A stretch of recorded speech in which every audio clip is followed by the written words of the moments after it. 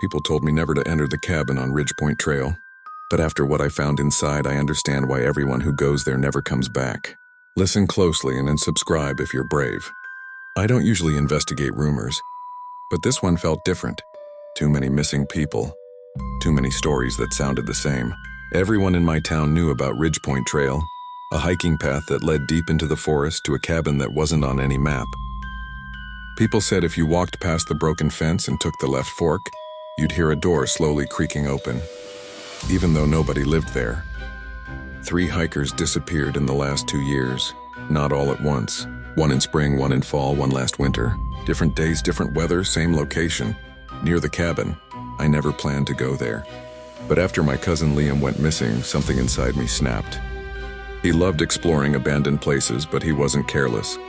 Whatever happened out there wasn't an accident.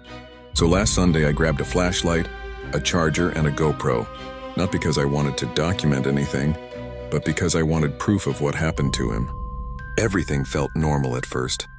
Birds wind, my footsteps crunching leaves, but the deeper I went, the quieter it got. The air felt heavy, thick, like walking into a room someone just argued in.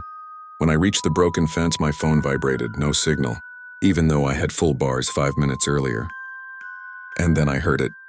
A long, slow cry. A door opening. But the cabin wasn't in sight yet. That's when I noticed something strange on the ground. Shoe prints, lots of them, but all leading toward the path. None coming back. I kept walking. Every instinct told me to turn around. But I couldn't, not with Liam still missing. The cabin was small, maybe 1 room. Old wooden planks, roof sagging. No windows, just a door slightly open, swinging with the wind. Except there was no wind. The air was dead still. The door was moving on its own. I lifted my flashlight and stepped closer. The door stopped swinging. As if it knew I was there, inside was darkness. But something smelled strange, like metal and damp earth. I called out, "Liam?" No response. I pushed the door and entered. My flashlight flickered.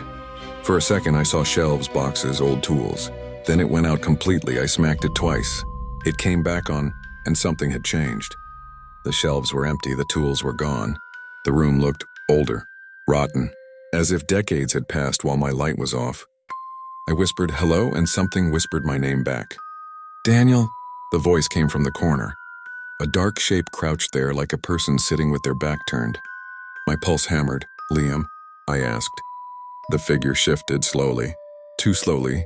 Then it turned its head, not the whole body, just the head, and looked at me. But there was no face, just skin stretched smooth. It started crawling toward me. I froze. Its hands slapped the wooden floor, fast, desperate, like someone trying to stand but failing. When it got close, it stopped at my feet and whispered, "You finally came back." I ran. I didn't think, I didn't breathe. I just ran.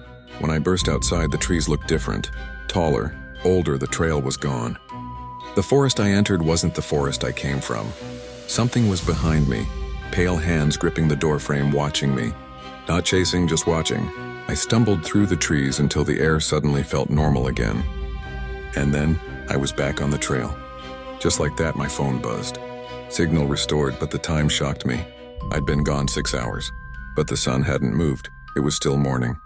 When I got home, I checked the GoPro footage. Everything recorded perfectly, except one thing. Every time I entered the cabin, the video cut to static, but the audio remained. And in the background, clear as day, a whisper said, "One more will come." If you want the next story about what happened when the police searched that cabin, comment "I'm ready" and I'll drop it.